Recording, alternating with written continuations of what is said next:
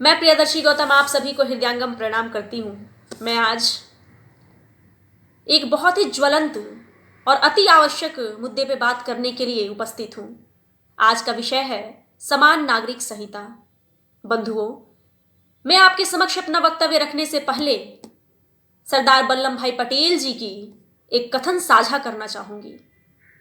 उन्होंने कहा है कि भारत एक और अविभाज्य है, कोई कितनी भी कोशिश कर ले बहती नदी के जल को अलग कर नहीं सकता। आइए अब हम समान नागरिक संहिता के अर्थ को समझें। सीधे तौर पर इसका अर्थ होता है कि हर नागरिक, चाहे वो किसी भी जाति, धर्म, संप्रदाय, लिंग का हो, सबके लिए एक समान धर्म निरपेक्ष नियम व कानून का होना। जैसे कि विश्व के अनेक देश जर्मनी, फ्रांस में है और भारत के भी गोवा राज्य में लागू है और वहां के निवासी बिना किसी विवाद इस कानून का पालन भी करते हैं। इस कानून के अंतर्गत विवाह, तलाक, उत्तराधिकार और संरक्षण जैसे विषय शामिल हैं। भारतीय संविधान के भाग 4 के अनुच्छेद 44 के अनुसार भारत में रह रहे समस्त नागरिकों के लिए एक समान नियम व कानून होना चाहिए। बंधुओं, अगर हम इस परिप्रेक्ष्य में संविधान सभा के दृष्टिकोण को समझने का प्रयत्न करें, तब यह देखेंगे कि भारतीय संविधान के जनक माने जाने वाले बाबा साहेब डॉक्टर भीमराव अंबेडकर साहब का यह मानना था कि भारतीय संविधान लागू होने के दौरान ही समान नागरिक संहिता भी बन जाना चाहिए। मेरे आत्मीय जनों, हम इस बात से बखूबी वाकिफ है कि हमारे संविधान निर्माता अपने अपने विषय क्षेत्र के पुरोधा थे और उनमें से अधिकांशतः का यह मानना था कि समान नागरिक संहिता हमारे लिए अति आवश्यक है, क्योंकि वास्तविक तौर पर अगर भारत में से हम असमानता, भेदभाव को समाप्त करना चाहते हैं तो उसके लिए समान नागरिक संहिता लाना होगा। और इस कार्य को हमारे संविधान के संस्थापकों ने राज्य के नीति निर्देशक तत्व के माध्यम से इसे लागू करने की जिम्मेदारी आगे की सरकारों को हस्तांतरित कर दी। लेकिन दुख की बात यह है कि आज तक गोवा राज्य को छोड़कर भारत के किसी राज्य में यह कानून लागू नहीं हो सका, या फिर यह कहें कि लागू करने की पुरजोर कोशिश नहीं की गई, क्योंकि परिवर्तन के इस युग में जब 370 और 3 तलाक पर विधि का निर्माण हो सकता है तो समान नागरिक संहिता कोई असंभव कार्य नहीं, अपितु यह राष्ट्रीय एकीकरण का मूलाधार है। यह किसी भी जाति, लिंग, संप्रदाय, धर्म से पक्षपात नहीं करती। बंधुओं, परिशिष्ट ललाट की तेजस्विता लिए हुए हमारे भारत में जब एक संविधान लागू हो सकता है, अनेक कानून जैसे आईपीसी, सीआरपीसी, सीपीसी लागू हो सकते हैं, तो समान नागरिक संहिता क्यों नहीं? और फिर किसी समय अवधि में बना हुआ कोई पर्सनल लॉ कानून जिसका आज कोई औचित्य नहीं है, आवश्यकता नहीं है, तो फिर एक जगह रह रहे नागरिकों के लिए अलग अलग कानून क्यों होगा? और मेरा मानना यह भी है कि यह पर्सनल कानून असमानताओं को और जन्म दे रही हैं, मजबूत कर रही हैं।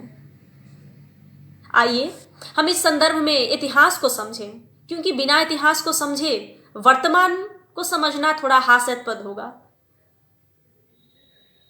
तो उत्तराधिकार, विवाह और धार्मिक मामलों में 1772 में वारेन हेस्टिंग ने उल्लेख किया कि मुस्लिम धर्म से संबंधित मुस्लिम नियमों को तथा हिंदू से संबंधित अस्त्र शस्त्र और पारिवारिक मामलों में हिंदू नियमों को पालन किया जाए। और हुकूमत ने विभिन्न समयावधि में इस संदर्भ में विभिन्न कानून भी बनाए, जैसे कि the Indian divorce act, the Indian Christian marriage act, the Qazi act, the Hindu marriage act, the Muslim marriage and divorce act आदि। और क्रिमिनल मामलों के लिए अंग्रेजों ने भारत में सभी के लिए एक समान क्रिमिनल एवं जस्टिस सिस्टम बनाए जो वर्तमान तक लागू है। सिविल कानून के संबंध में 1840 में ऐसे प्रयास किए गए कि भारत में रह रहे सब नागरिकों के लिए एक समान नागरिक संहिता लागू किया जाए, लेकिन विभिन्न धर्मावलंबियों के विरोध के कारण यह संभव नहीं हो सका।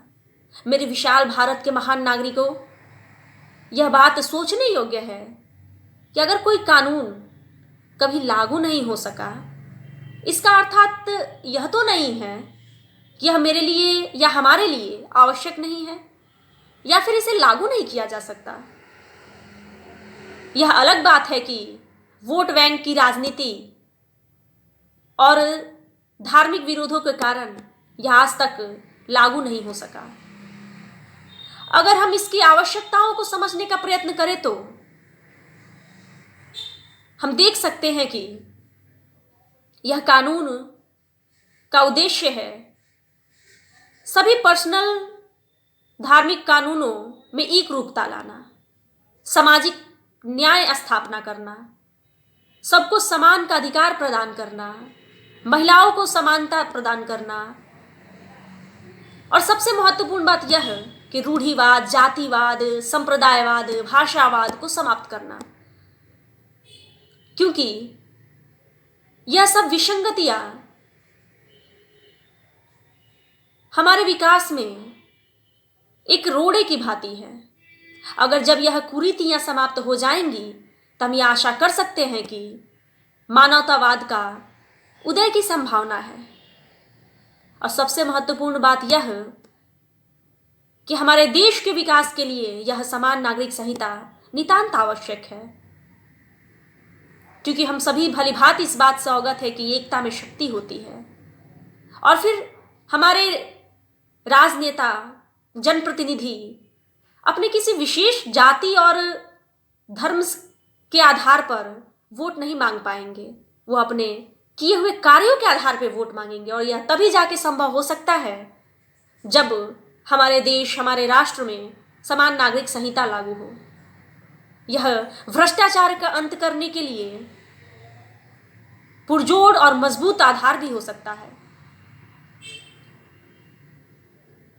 समय समय पर सुप्रीम कोर्ट द्वारा समान नागरिक संहिता बनाने का निर्देश दिया गया, जैसे साहबानो केस, सरला मुदगल केस, जॉन वल्लामिट्टम केस आदि। बंधुओं, अगर हम इसके निष्कर्ष को देखें तो अगर हम वास्तव में अपने राष्ट्र की विकास चाहते हैं, उन्नति चाहते हैं, तो हमें यह कोशिश करनी ही चाहिए कि जहां तक और जहां संभव हो सके पूरे भारत में समान नागरिक संहिता लागू हो। और रही बात विरोध की, तो हर अच्छे कार्य का विरोध होता है, इसका मतलब यह तो नहीं कि हर कार्य गलत होता है। और फिर इस मामले में इलाहाबाद हाई कोर्ट के माननीय पूर्व न्यायाधीश माननीय Z.A. खान साहब का एक वक्तव्य है कि परिवर्तन का तो सदैव प्रतिरोध होगा, लेकिन किसी भी विधि में जो कुछ बदला जा सकता है उसे बदला जाना चाहिए। समान नागरिक संहिता स्वागत योग्य नवोन्मेषी अवधारणा तथा लैंगिक न्याय, समानता, महिलाओं की गरिमा के लिए इसकी आवश्यकता है, जो समस्त धर्मों में समानता, न्याय प्रदान करने में सहायता करेगी। अतः हम सभी भारतवासी को किसी विशेष जाति, धर्म, संप्रदाय से परे हर पक्ष को जानकर, समझकर अगर अपनी नीर और शीर विवेक से देखें तो यह समान नागरिक संहिता हमारे लिए नितांत आवश्यक लगेगी। धन्यवाद।